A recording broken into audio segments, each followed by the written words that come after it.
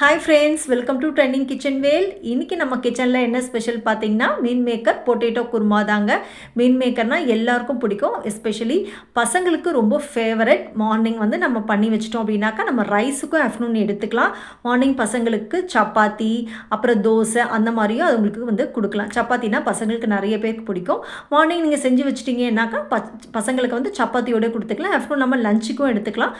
சாதத்தில் பிணைஞ்சு சாப்பிடும்போது செம்ம டேஸ்ட்டாக இருக்கும். இன்றைக்கி நான் சப்பாத்திக்கு பண்ணியிருந்தேன். சப்பாத்தி எங்கள் வீட்டில் எப்போயுமே ரொம்ப சாஃப்டாக இருக்கும். நான் ரொம்ப அடித்து அந்த மாதிரிலாம் நான் பண்ண மாட்டேன்.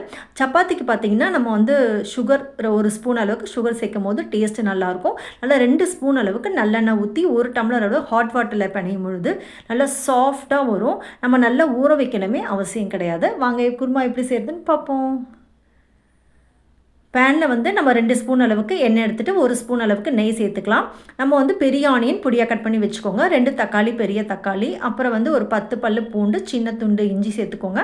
நம்ம வந்து கசகசா, முந்திரி, அப்புறம் வந்து ஒரு 3 லவங்கம் அது வந்து ஊற வச்சுக்கலாம். அப்புறம் வந்து 4 சின்ன வெங்காயம், இதெல்லாம் தான் தேவையான பொருட்கள். இந்த ஸ்பைசஸ்லாம் ப்ரௌனாக வந்ததுக்கப்புறம் நம்ம வச்சுட்டுருக்க ஆனியனை நம்ம சேர்த்துக்கலாம். ஆனியன் வந்து நல்லா ப்ரௌன் கலரில் வரணும், அது வரைக்கும் நல்லா ஃப்ரை பண்ணிக்கோங்க. பூண்டு வந்து ஒரு 10 பல்லு பூண்டு எடுத்துருக்கோம் இல்லையா, அதை இடித்து சேர்க்கும் போது ஃப்ளேவர் நல்லாயிருக்கும் ஃப்ரெண்ட்ஸ். ஸோ இடித்து சேருங்க. அது மாதிரி இஞ்சியும் நம்ம வந்து இடித்து சேர்ப்பேன். நான் எல்லா மோஸ்ட்லி பார்த்தீங்கன்னா நான் இடித்து தான் சேர்ப்பேன். அப்போ தான் வந்து நல்லா டேஸ்ட் வந்து நல்லாயிருக்கும். இடித்து சேர்த்துக்கோங்க. அதே மாதிரி சின்ன வெங்காயமும் உங்களுக்கு சாப்பர் இருந்ததுன்னா நீங்கள் சாப்பரில் போட்டுக்கலாம். நான் இடித்து தான் சேர்த்துருக்கேன். அதையும் சேர்த்துக்கோங்க இடித்து. நம்ம சின்ன வெங்காயம் சேர்க்கும் பொழுது அதோட ஃப்ளேவர் நல்லாயிருக்கும். சில ஹோட்டல்ஸ்லலாம் வந்து சின்ன வெங்காயம் சேர்த்துக்கிறத நான் பார்த்துருக்கேன். ஸோ சின்ன வெங்காயம் போட்டு நல்லா ஃப்ரை பண்ணிக்கோங்க. நம்ம வந்து வச்சுருக்க 2 தக்காளி நல்லா பெரிய பழுத்த தக்காளியாக கொரன்னு அரைச்சி நம்ம தனியாக வச்சுக்கலாம்.